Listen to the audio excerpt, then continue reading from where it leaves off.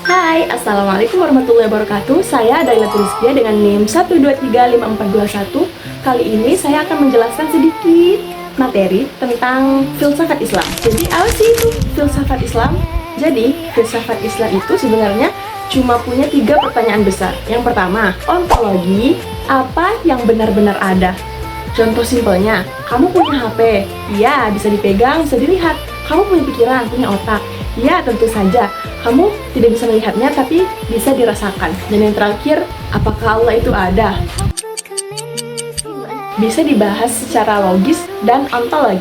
Logika sederhananya tuh kayak gini.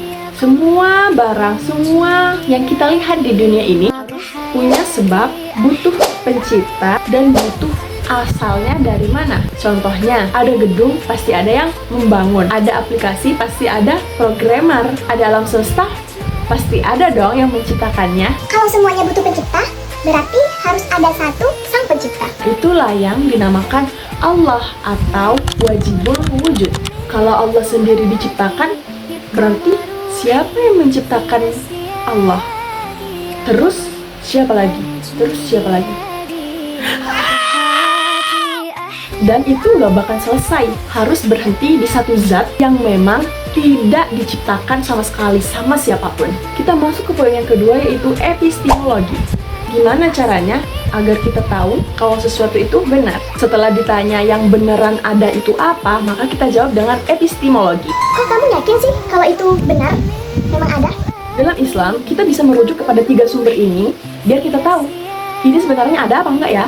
Sebenarnya kita yakin atau enggak ya? Pertama adalah indera, kedua adalah akal, dan yang ketiga tidak bisa dipungkiri adalah wahyu. Tapi kalau dipikir-pikir indra itu bisa ketipu loh. Bisa tertipu ilusi, fata morgana, atau bahkan editan video. Yang kedua itu akal, powerful banget. Tapi akal itu punya batasan, nggak semua bisa kita pikirin lewat akal.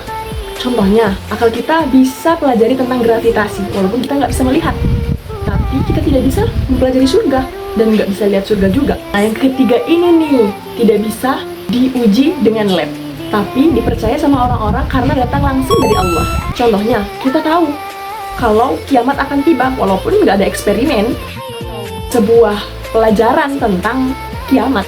Tapi kita percaya karena itu datang dari Allah langsung. Banyak orang juga yang berpikiran, oh ini bener nih, soalnya banyak yang share, banyak yang komen, banyak yang like. Enggak juga ya. Itu bukan epistemologi, tapi ikut-ikutan. Yang ketiga, aksiologi.